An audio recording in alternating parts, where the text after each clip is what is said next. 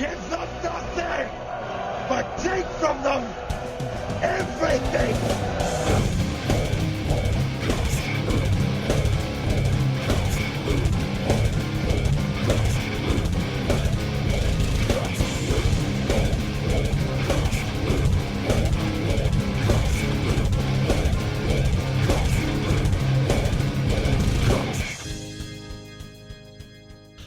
And welcome back to the Metal Hand of God podcast. I am your host, Wayne, and you know this beautiful gentleman over on the other side of the world milking a headache is...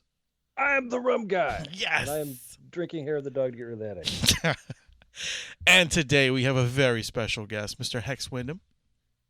Hey, what's up? Thank you for finally being able to get on the show, man.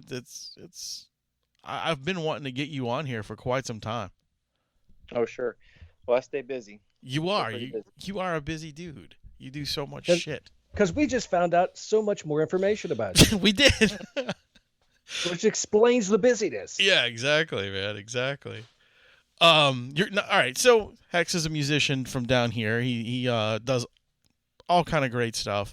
You do have a new band, correct? Yeah. New band called Highwayrobbery. It's me and Don from my previous band, Scarecrow Sonic Boombox. And then we've got Brad from Death Ed. So he sings and plays guitar as well as me. We both do lead vocals and swap off and play guitar. And we've got Eric from Interior Decorating on bass. So wow. It's kind of a super group of criminally underappreciated bands. I was going to say that, yeah. I was like, yeah, it's a bunch of really good bands, man. I didn't realize all those guys were in the band with you. That's pretty cool. Yeah, we've all been friends for a while, for years really at this point. We've played a lot of shows together with our previous bands and hung out and whatnot. And, I was just trying to put together some guys that I trusted and I knew I liked their musical taste. And just one by one, put it together until we managed to all get in the same place. And then... Right. After that, it was pretty quick to our first gig. I think we only practiced a handful of times, and we were ready. That's fucking cool. Now, what in your words, in your description of the music you're putting out now, is it what would you call it? Would you just call it straight rock? Would you call it something else? I mean, because it seems to be a bit more than just straight rock to me. Sure. Yeah, when people ask, my first answer is rock and roll because that's really just the most straightforward answer. You could give it all kind of hyphenated descriptors. You could say punk, blues, Cajun, roots music, Americana. Sometimes we say the only other thing besides rock and roll is sometimes I'll say punk Americana. Okay. But our music has a lot of American roots music influences, but obviously it's clearly influenced by punk rock, classic punk, early hardcore punk, 70s punk, and really though it's just rock and roll. It's all rock and roll to me. That's cool, man. That's cool. I dig it. Yeah, man. I was kind of upset when your band broke up. Well, I mean, these things happen. We had a good run. We put out a good record. We had some good tours and road gigs. But it was a bass player's fault, wasn't it? Probably. I mean, we're still friends. He moved to Atlanta. God damn the bass player. See, you knew it. You heard that pause. Well, we're still really good friends though, and in fact, he I guess he's kind of like my custom luthier though. Like he makes guitars and gives them to me. No shit. So one of the guitars that I'm playing in Highwayrobbery is actually a mandotar. It's a hybrid mandolin guitar that he invented. That's very cool. Yeah. So he's an engineer by trade. So what he's done is he has 3D printed bridges and nuts for the guitars that allows for a custom string setup. That's fun. So I have had 3D printed nuts too. Oh yeah. Wrong nuts, dude. Oh. Yeah, you took it in a different direction. Yeah. But But anyway, so yeah, the treble strings are set up like a mandolin, and the bass strings are set up like a guitar. And That's badass. I got an old Japanese guitar from the '60s that my brother gave it to me, and he got it from his father-in-law actually. So it's just an old Japanese guitar from the '60s. And Kyle, that's the former bass player from Scarecrow Sonic Boombox, he has customized it, and basically I have a unique instrument that nobody else has. That's really cool. That is awesome, dude. It's good to have friends. Yeah, really, really. Nice. Good. So yeah, the breakup of the band, sad, obviously, for a great band that I was in to have broken up, but good things have come from it, and just move forward. It's all good. Yeah. I can only expect really good things from this new band, and I'm excited to actually see you guys. I haven't had a chance to. I mean, like I said, you got what you did. You did one gig so far, right? Let's see, 4 or 5 at this point. Cause we really? Just did, yeah. So our first gig we played at Portside with Quay Lords and Blood Reef. Our second gig ever, though, blow your mind. Second gig ever, we played at Tipitina's. So nice, nice. That was the Thursday show, right? Benefit for Bunny Matthews. Oh, there you go. Yeah. Yeah, local artist, Bunny Matthews, local legend. Yeah, he's he's doing cancer treatment right now, and he's doing well, but can't really work so much because of the chemo and radiation and whatnot. Right. But we Cancer played sucks. a concert with a bunch of other local bands and raised some money for them. And our most recent gig, though, we played at Santos, opened up for the Queers. Yeah, that's the one I remember. Yeah. And yeah, so we played, I think, 4 or 5 gigs. I have to think about it. Yeah. Very cool. Very, very cool. Yeah, that's what's good about bands. At least really good bands. They always want to, if they get a chance, they like to jump in and try to help, with things when it comes to benefits and stuff like that. It's the music community. I know down there is really into helping and stuff like that. And where I was originally was the same way. And back in Savannah, Georgia, it was good. So it's always good if you can take your talent and do it for a good cause at the same time. That's awesome. Oh, sure. Well, I grew up looking at Vic and Natalie cartoons, so I was happy to give a little back to Bunny. Right, to help him out. More than Well, how apparently 2019's been a jumbo, startup year for you guys. I mean, what's 2020 looking for? Well, let's see. Today's Monday, right? No. All right. So we actually just 2 nights ago recorded our first demos with our friend Michael from US Nero and Dry Birth Records. So nice. we went and recorded a few songs with him. Hopefully we'll get that mixed and put out in the very near future. And we got a gig set up January 10th at Twist of Lime in Metairie. This will be our first Metairie gig. Yeah. Always a fun spot. Yeah, I like that place. And we're playing with Dang Bra Y, which kind of like local legends, from the 90s, funk punk. My buddy Howard Love, man. Yeah, of course. Yeah, I've been. So they're on the bill with us, and the Grooks, which nice. is another local band. We actually played with them at that queer show at Santos. Oh, really? Okay. I've been fans of those guys for a while. They used to be in We're Only in It for the Honey. Yes. Years back, kind of like a local version of Guns N' Roses / the Stooges. Other underappreciated. Band. Yeah, when when my band was called Apartment 213, we played with We're Only in It for the Honey at oh God, what checkpoints? We played with them at checkpoints. Yeah. That was fucking forever ago, though, dude. That was like, oh God, I don't even know, 2000 something. Yeah, I was gonna say pre-Katrina. Yeah, it was. Yeah, that was a good band. So yeah, I sought those bands out and tried to put together a good show because I want to play with bands that I want to see. Right. Well, that makes sense. I bet that does. I got to stay interested in it for myself, in addition for the audience. Yeah, the guys from Dang Bra Y I've played a few times in Metairie. I got them to, like, for the first time they've ever played in Metairie, they played at Babylon for me. And Howard was like, yeah, I'll come play, man. Anything for you, dude. You know, so I was like, that's awesome. That dude's so fucking cool. I've been knowing him for years, man, since the abstract days. And yeah, we used to hang out back then. So, you know, old guy here, you know.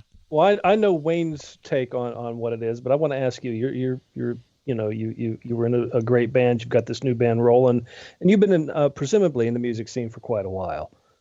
Sure. Yeah, so how do you see the scene there in the New Orleans area? Is it changing for the better? Is it plateaued? What's going on down there? Because for a while there, it seemed like it had fallen back, especially when the times of what the hell was that fucking place we used to go to, Wayne? Fat City, when Fat City sort of caved in. The bar and shit, yeah. Well, yeah, there really is no more Fat City. I mean, you can go to Fat City, but there's no bars. You know, can't go see live music there. There's that sucks. The restaurant. You know, you can go eat lunch in Fat City. Right. But, you can go to the place that was called the bar, where I bled on the floor and had stickers all over and watched people vomit everywhere and eat a hot dog or no, now it's tacos. You can have tacos there now. It used to be called the ski lodge or something. Wasn't it it was the ski lodge. It was the ski lodge before, and it looked like an old school ski lodge with like a big fucking what was it? God damn it, a fireplace in the middle of that son of a bitch. Oh, I got you. But what do you think, man? Is it looking good? In terms of like social progress, I mean, it's probably a much safer place to live, Fat City. But you know, there used to be Zeppelins and Cypress Hall and multiple venues in Fat City, and now there just aren't. You know, but what about other places in here? Well, you know, the New Orleans music scene as a whole, you know, it's always shifting. You know, especially the underground punk scene or garage rock scene, metal scene, whatever. Sure. Part of that is because a lot of it is made up of people who aren't from here. You know, they come here and they hang out for a few years and they move away. I think that's a little bit different from when I was a teenager, you know, when I started, because at that time it really seemed like most of the people in the New Orleans punk and metal scene were New Orleanians, or, you know, they were from, you know, somewhere in the greater New Orleans area, you know, Destrehan or, you know, Laplace or whatever, you know, from Kenner, from some of them from Uptown, from Gentilly, whatever. So I do think that's changed, but that's just part of post-Katrina New Orleans. All that being said, though, you know, there's plenty of good bands, there's plenty of good venues right now, and you know, there's no shortage of bands that I want to see or venues that I want to play at. So, is there a different type of music? I don't know how to word it. Is there a different type of music? Not so much fan. I don't want to use that word. A music demographic when you're going to the clubs now, when you're playing a show down there. Is it different than what you remember it? I mean, you've got a lot of new, you know, the younger faces, the younger ears are moving into the scene. I mean, is there something going on different that's bringing them out, or is it something that you see in them that you saw when you were their age? Well, actually, so one thing is there's definitely fewer all ages venues, I would say. Okay.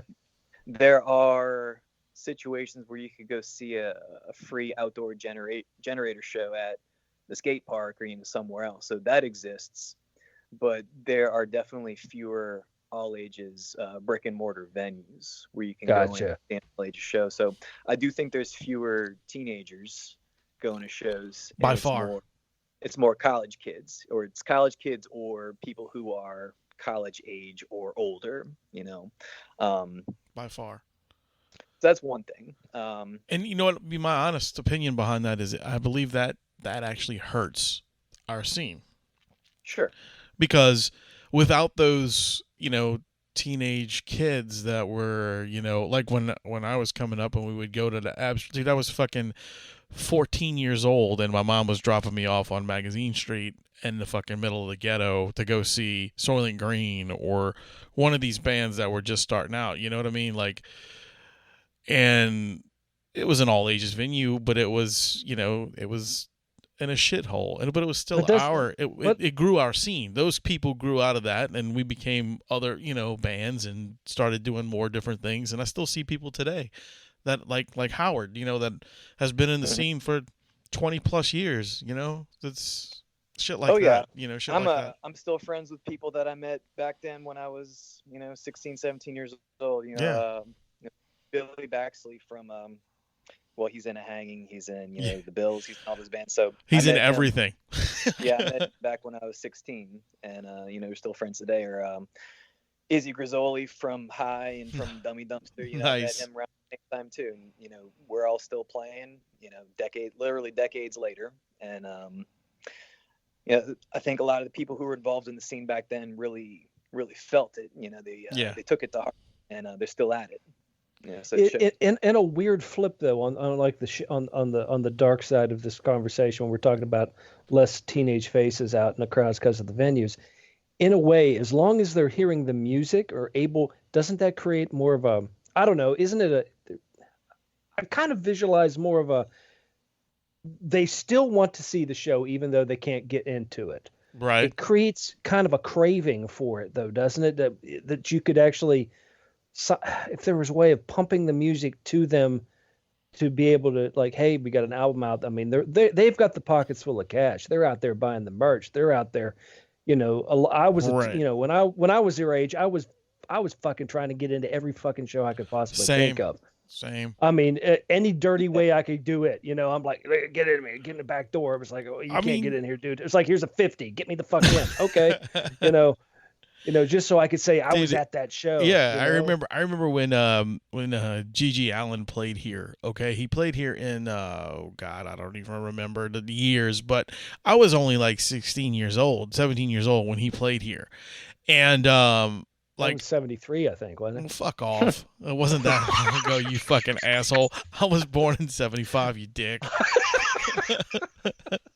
Yeah, I was -2. But no, man, like he was playing at RC's Bridge Lounge, which of course no longer exists. No exists, right? But I remember because I had one of my older friends. He was going to come pick me up, and we were going to go to this show. Thank God I didn't go to the show because I really wasn't thinking that he was going to shit and throw it on people. Music. Right. But I mean, I wanted to go see it because it was like a legendary thing. You're going to go see Gigi Allen play. I was fucking 16 years old, dude. He was going to get me in with a, fake ID or whatever. He knew the door guy. So, I was like going to get in and go see the show. I wasn't going to drink. I was going to watch the music and pay for merchandise. You know what I'm saying? The days door guys were gods. They could get you in. Right. Now it's just like, you want in? No, you can't go nowhere. Get away. It's not socially acceptable. Day, just in general, like it was easier for underage kids to get into bars in New Orleans. I mean, I can't say I ever really had a problem, but also I was going to places that wouldn't have cared anyway. I was going to Dixie Tavern and whatnot when I was 16. Oh, the Dixie, man. They weren't gonna card me per se. Now though, you pick even one of those places on St. Claude. I don't think you're gonna be able to get in if you're 15. You're right. You're right, and like you're saying, like the Dixie Tavern, man. My band played there a bunch of times, and dude. It's gonna sound gross, but how do I miss those just like disgusting couches and that building, man? I saw so many good shows at that fucking building. The first time I saw Dillinger Escape Plan was in that building, and I'm going, it's crazy, man. I met some of the best people in that building. The first time I ever met, Sean Mooney and Missy Mooney. First time I ever met any of those people were at. They're still kicking on decades later too. So. Yeah, exactly. Like, and that was the first time I ever met those people who were in Dixie Tavern watching bands that I was in. You know what I'm saying? It was super cool. Like fucking. And I saw some ugly stuff happen there. No need to wear rose-colored glasses about it. I definitely saw some bad stuff. I saw like skinhead riots go down there. Yeah. I saw people just smash stuff up and. there's definitely some people involved in that scene that weren't great people, but glass stabbings and yeah, it was also freedom. You could do whatever you wanted, and that was definitely liberating. And right. Also, that's what it's about, a lot though. of good people with good hearts too. Yeah, and it was, you're right. It was a shitty place where it was very dangerous if you didn't watch your own ass or you had people watching it for you. You know what I'm saying? It wasn't like going to the House of Blues. I mean, but doesn't that build a little bit of? I think that those moments when you're there, when you're in the mix. Maybe you're not totally in the mix, but you're there. I think that helps build not only a memory, but I think those little moments start to define you as you're getting older, especially if you're in the scene or want to be in the scene. I think those are those things you can go, yeah, man, I saw this. I know it. I feel it. I can say I was there. Kind of gives you street cred, right? Yeah, it kind of does in a way, doesn't it? Sure. Building. Yeah, a lot of character building out of that. Maybe that's what some people are missing nowadays. I think I kind of weep for the generations ahead when they're going to be like, we all have to just hold hands and kumbaya. Yeah, it's getting there. Let's kumbaya metal, kumbaya punk. I remember the first show that we played at Dixie. It was like one of the first times I've ever been to Dixie, and Bobby Bergeron, who runs who runs Paranoise, he's the guy who booked it for us. And I was like, all right, cool. So we showed up there, and I'm going, what the fuck? What is this place? And then some dude just randomly walked up to me, hey man, you want to buy some crack? I was like, no, I'm good. You can go now. All right, bro, but if you need something, somebody, I got it. Okay. That's great. See, it's good to have friends. And I remember stories that people would tell us about, like I remember a good old Broadway Joe who used to walk in. It was just an old, of course, elderly black man who used to come in the bar all the time, and there was a story of legend where he comes in with a hatchet, and he puts the hatchet on the bar and said that he was looking for somebody. Yikes. Yeah, dude. I mean, it was a wild place, man. It was a wild time, but it was really fun, and I really miss it. I miss those days of being able to play at such a venue and have just these wild experiences. I mean, and yeah, it was a little seedy and a little crazy and a little wild, but whatever. It was fun. Speaking of seedy, crazy, and wild, Hex, tell us about some of these new demos you got coming out. Yeah, man, what's going on? God. All right, well, so Brad and I are both singers in this band, and we do some harmony vocals, but there's some songs where I do the lead on, some songs where he does the lead on, and basically those are songs that I'm bringing to the table or that he's bringing to the table, and that's basically the way it's worked so far. We're just getting to the point now where as a band we can jam and like build up songs from scratch. But cool. Both he and I are songwriters, and Eric is also a songwriter as well. He sang and played guitar in interior decorating, and he's playing bass and doing a little backup vocals for us now. But so the other night we recorded 3 songs, basically 2 with me on the lead, 1 with him on the lead. What I'd been doing for basically the year before Highway Robbery started was I was playing solo shows mostly, and I was doing basically like punked up versions of traditional Cajun songs. So that's kind of what I'd been working on. Oh, that's kind of cool. And then I started writing original songs in French. So some of the songs that I'm leading on in Highway Robbery are in French. So I guess you'd call them like punk cajun or something like that, for lack of a better term. But I'm playing the mandotar, I'm playing slide guitar, so it's definitely like wow, but also like blues and Cajun influence, just real hyped up, rock and roll drums. Well, I think you're taking, if you're calling that punk, man, you're taking punk to a completely different level. Well, I don't know, going all the way back to the early 80s, there's cowpunk and wow. The Dills and Rank and File and locally Dash Rip Rock even. We had to hang out with Bill from Dash Rip Rock the other day because his new band also played at Tipitina's benefit for Bunny Matthews, so we got to share a stage with him. But yeah, one of my favorite bands is Gun Club, and they were a band from late '70s, early '80s LA, and they were playing basically punk blues. They're basically the first punk blues band. So what we're doing is not really that far away from what they did. We're just doing more, Southeast Louisiana flavor to it. Well, I think that's cool, man. You're keeping a you're giving what you're doing kind of a hometown spin to it, which is kind of cool. Yeah, I'd say we've also got maybe a little bit of New Orleans funk going. We've got some Meters and Dr. John influence. Probably also filtered through, the Stooges and maybe the Birthday Party and some kind of bleak proto-punk and post-punk bands. Very nice. We got all kind of stuff going, but the long and short of it is it's all rock and roll.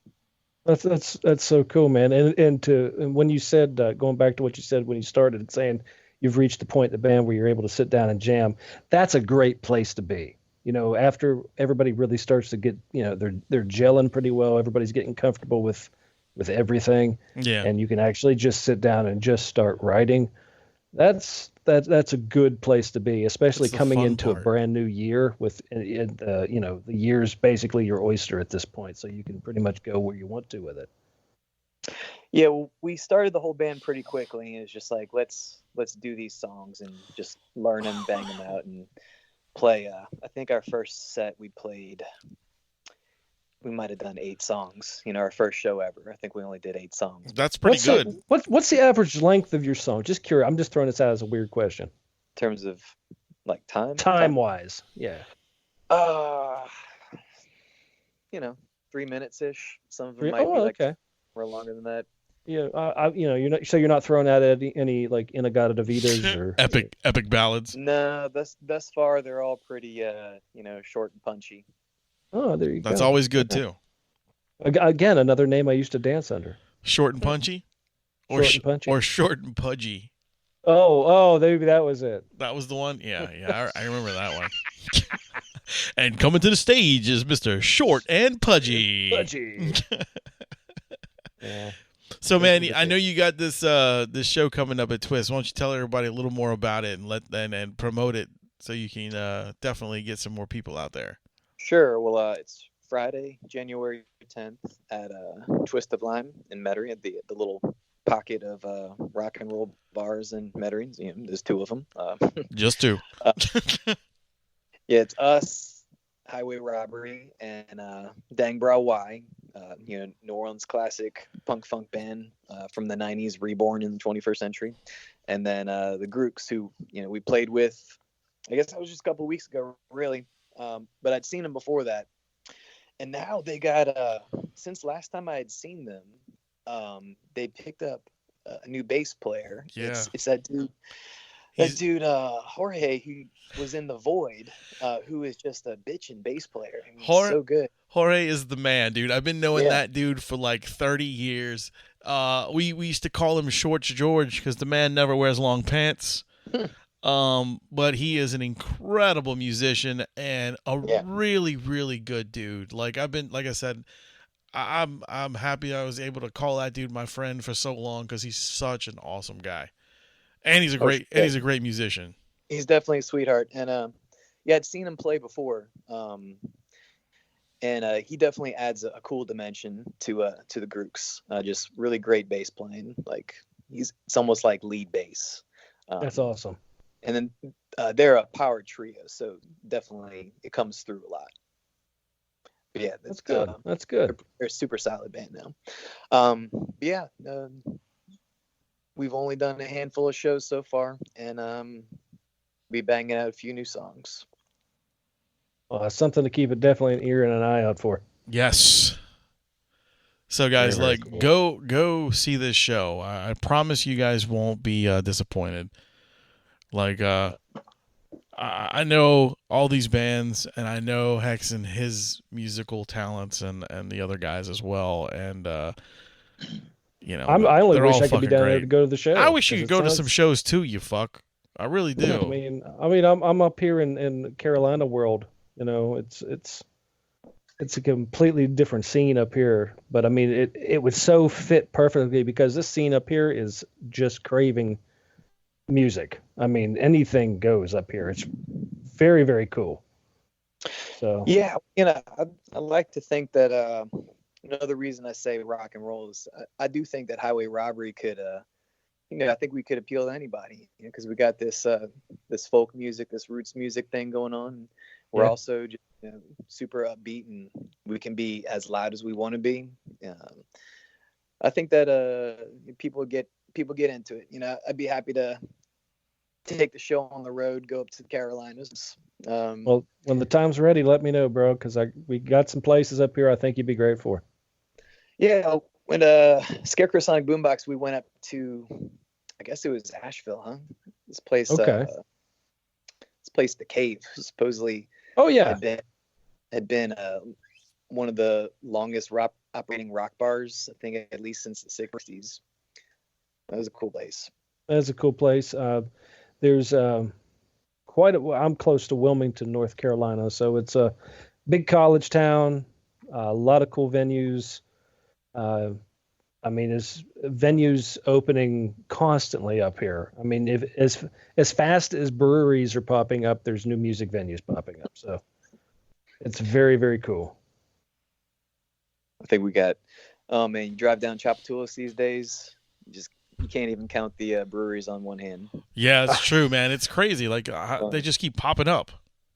I think it's great. I love it. I'm not much of a drinker, but Yeah, that's I why like his name's the Rum Guy. Because he doesn't drink much. just in moderation. That's like calling, somebody the breathing person because they don't breathe that much. I don't like to breathe much. I don't breathe much. It's okay. It's okay. Fucking idiot.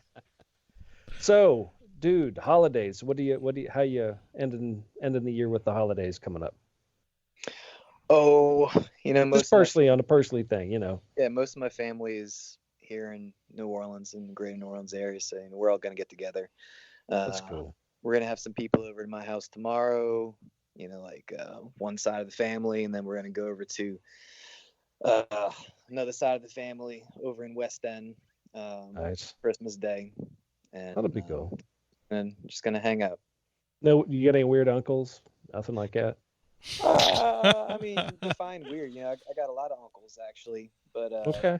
they're all near and dear to my heart. And Well, there you go. Weirdos, but That's okay, good. that's okay. I mean, I understand don't how need- you see about it. Probably all a little bit quirky for sure. Sure. So you don't have that That one makes that it wants to worth it. cuddle all the time? What's that? I said, so you don't have that one that's like, hey, man, why don't you come cuddle with your uncle? No, I don't have any cuddle uncles. No. That's Yeah, good. that's That's fine. good. That's going to be the name of this. Hex Wyndham and the Cuddle Uncle. I think that'll be the aborted side project. There you go. I was like, that could be a really good fucking the band This is a title. band name. Yeah, I like that. I like that a lot. You need to We get are on a show. Cuddle Uncle. Yeah. No, that's gonna be right. That's All gonna. just dependable, trustworthy uncles. Very, very nice. Very nice because they're listening. I'm Very nice. I'm going to I'm gonna call that that's gonna be my rap name. My SoundCloud rap career. I'm gonna be Cuddle Uncle. Or Uncle Good luck Cuddle. with that. Uncle luck with that. Cuddle, something like. Thank you. I appreciate that. I'm planning on releasing a record in But just March. like we were going to release the other album with What? Clubbing Seals. Yeah, pretty much. Yeah, my old fake band, Seal Slaughter. Going clubbing was the name of the record. But it never still came can't out. top mine. What, Terracotta and Fox? Terracotta. Oh yeah, Terracotta. Album named Crackpot. That's that would right. be awesome. That's right. And then Yeah. Fox Urine.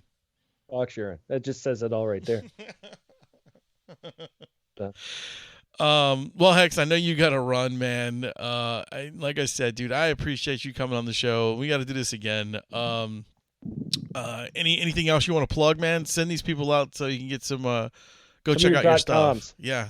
Give them some URLs, man. All right. So, social media wise, the only thing we got so far is a Facebook page. We need I don't know, man. We got to hire a manager to do some social media magic, whatever. But, well, I think once we get this first recording out, we'll be ready to throw it all out there. Stuff. Yeah, get people listen to it. But yeah, people just keep your eyes and ears open. I'd rather just have people come out to a show. You know? I think you're right. I think that's the way to do it. So if you're listening, get out there, go to the show. It's a Twist and Lime show, man. Don't forget. Twist and Lime. And make sure you keep checking them out throughout the year 2020 coming up, and it's going to be awesome. Yeah, check our page too, because and Hex, whenever you get a flyer or something for that show, let me know, and I'll put it on our Facebook page too. Give you some extra promotion. Cool, yeah, dude, definitely, yeah, sure. Very cool. But again, man, thanks for coming on the show, and hopefully we'll hook up soon. Yeah, man, I appreciate your time. Hey, no problem, brother. Hey, Have man. a good one. Have a great one, man. Have a good one. Merry Christmas, brother. Merry Christmas to you. Bye. So yeah, man, that was Hex Wyndham. You know, go check out his band. And what was it, January 10th? I believe it was. I can't remember the name. I'll have to look again. I'm terrible at listening. The names and dates and all that stuff. Colors. But you guys know that already. Ladder control. Hex is a great dude. Like I said, I've known him through in and out the scene for quite some time. I booked his old band a few times and really like the dude. I'm glad to see that he's got a new project out and that they're going to be pushing out some shows. So I'm excited about it. So go check out his show with another a big, like New Orleans legend band, Dang Bra Y, which those guys were so awesome in the 90s, and they're still full tilt now. I mean, they're not.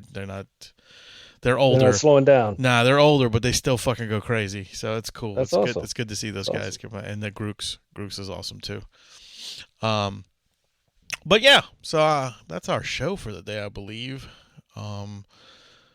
This is probably the last show before Christmas, and I know it's not going to air till later. So you guys are going to be like, "This is weird timing." Yeah, it is weird timing, but whatever. You guys know we are guys who talk in the future and past. We are always about the future. Always we're talking in the future, but topics from the past. Yes, exactly. I do have a quick thing I wanted to say before we get off here. I did get to go see the new Star Wars movie. Oh, you did? Okay, how was it? And honestly, I enjoyed it. Nice. J.J. Abrams did fix a lot of the issues that people and I had with the last movie.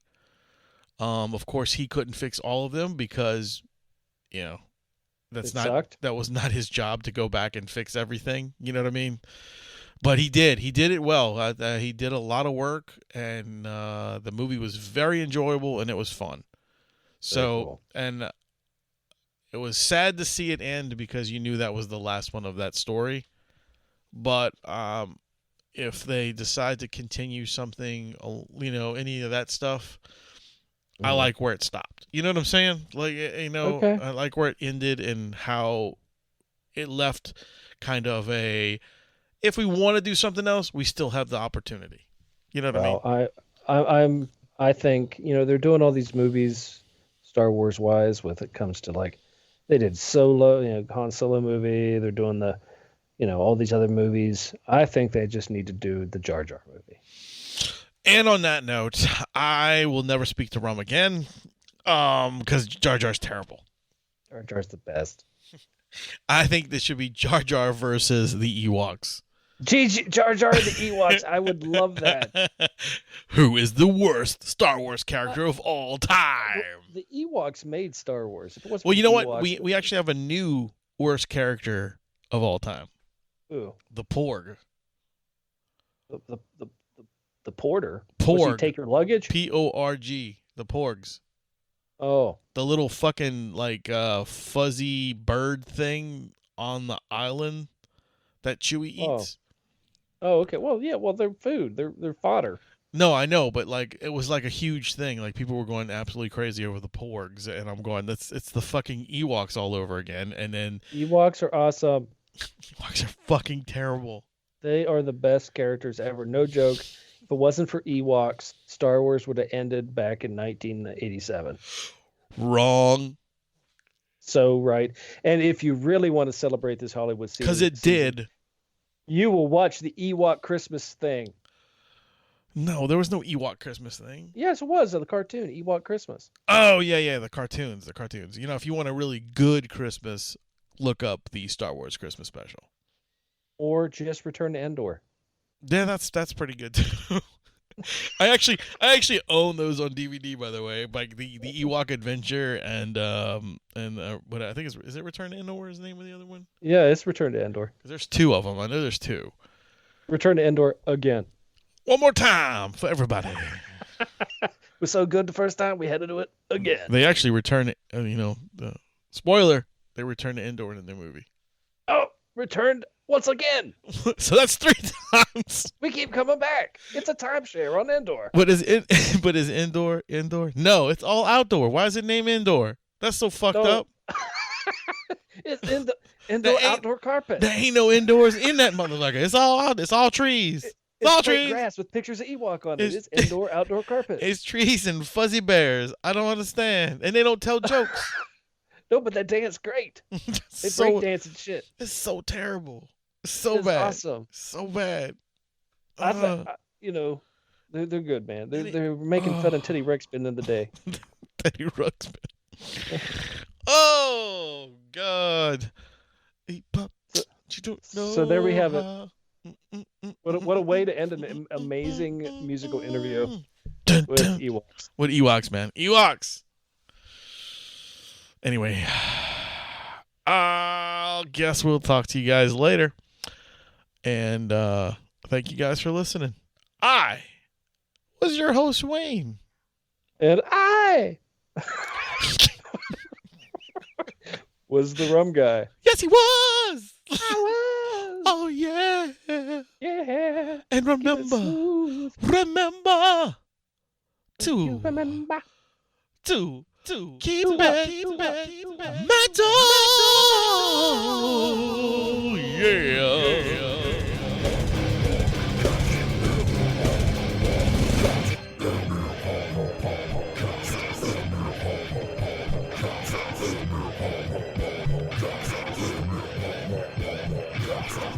Adieu, adieu, parting is such sweet sorrow. Go ahead and run. Run home and cry to mama. Get the fuck out! Okay then. That's it.